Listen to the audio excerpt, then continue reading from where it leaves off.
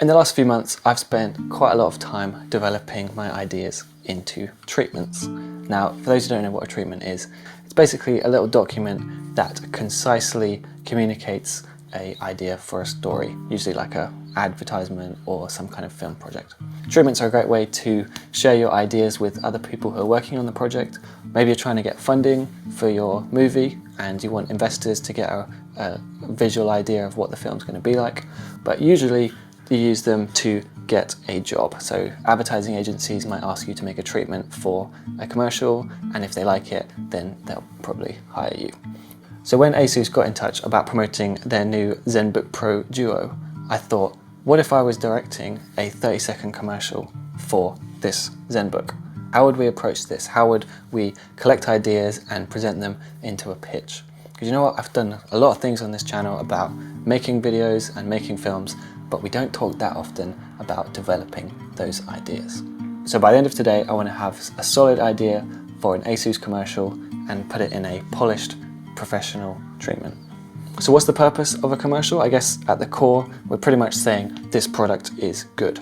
But as a director, we've got to find the most entertaining and memorable way to communicate that. So a good place to start here if we're making a laptop commercial is to look at the product. So obviously it's a new laptop, it's top of the range. Really the thing that makes it unique, the thing that makes it stand out from other high performing laptops is the ScreenPad Plus. Basically allows you to have two monitors while you're doing your video editing or your graphics.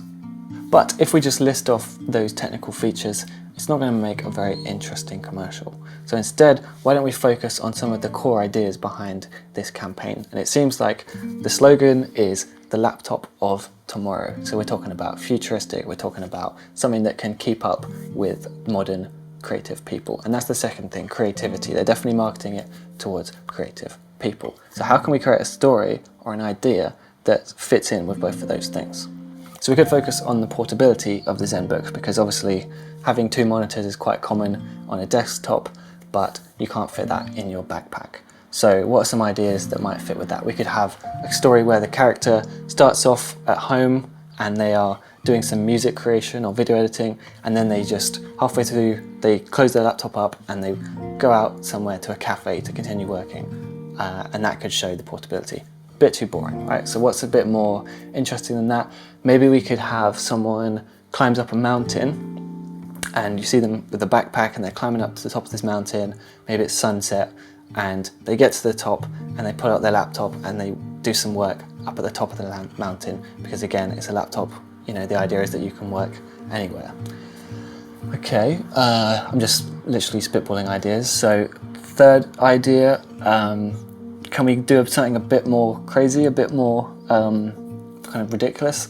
What would be the craziest situation you could take a laptop if you can take it anywhere?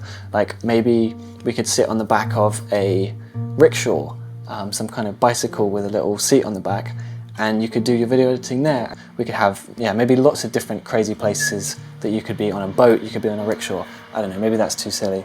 But that's my initial idea when we think about portability. So we could go down that portability angle, but I kind of like the theme of creativity. You know, back in the day, people had one job and they might have done that same job for 20 years. But it seems like in the creative world, it's really valuable when you can do lots of skills, or when you can be flexible, switching from one thing to another. So maybe we can highlight that as our story. It's the character deciding to accept the fact that they can be more than one thing, that they can have variety in their work. And of course, one of the ways we'd show that is with them doing different creative tasks on their ZenBook.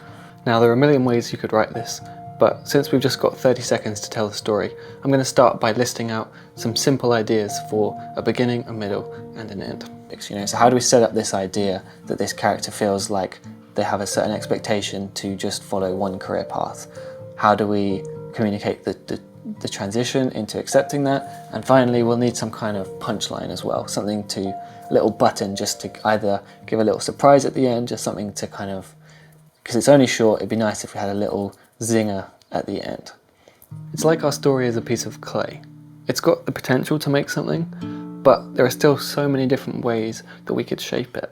So our only option is to get stuck in and just try out as many ideas as we can. So to make this into a story rather than just a sequence of shots, I wanted to try and find a linking thread between some of the scenarios I'd come up with. And after plenty of angst and frustration, that finally led me to this. Our character is out walking. On his right, he sees a group of business people walking through the park on their way to a meeting. I wonder if it's time to grow up. He looks to his left. There's a skate park with a group of young people having a good time. Or is it time to loosen up? Our character's eyes narrow. Then we're in a montage, flipping between the energy of our character DJing at a skate competition, then he's in a calm office sharing his ideas, then he's back playing in a raucous punk band before quietly doing some video editing. Now is the time to do it all. The montage is back, we've got lots of movement and energy in every frame. He's running to catch a train, there's a close-up of drawing, the crowd is dancing, and everything crescendos faster and faster until our character is lying on the couch watching a movie. Well, maybe not right now, just after this. And we hold in that shot as the logo pops up. So with that basic story, we've now just got to get the visuals down. And the fastest way to do that is by grabbing a bunch of pictures from the internet. I tried to be as specific as possible, using plenty of images to really paint a picture of what the commercial will look and feel like.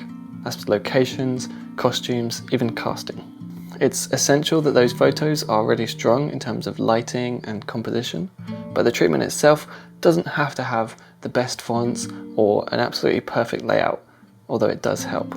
So I usually try and just keep it simple so that I can hide my lack of graphic design skills. So there we go, our treatment is finally ready. Now, it's always a bit of a challenge deciding how much time to give each treatment. In the last couple of months I've made maybe 5 or 6, and of course not all of them get chosen or used. When that happens, it's easy to feel like I've wasted my time, but I guess we've just got to remember that rejection is part of the process. And the truth is, I wouldn't have been able to make my last short film happen if I hadn't have written that treatment, and I just got a commercial gig fairly recently based off of a treatment. So overall, I'm happy that I spent that time pitching. And if that's not enough, just do it for the experience. I think it's very valuable taking the time to collect your ideas, see a story from different angles, and actually learn to communicate it in a way that a client or production company, whoever we're pitching to, will understand what we're imagining. And that's the thing about making treatments. They don't always lead to a job. But every single time, I learn something that puts me closer to my long-term goal of converting thoughts and ideas into something that people can watch on screen. My name's Cade, this has been DSLRguide, and I'll see you next time.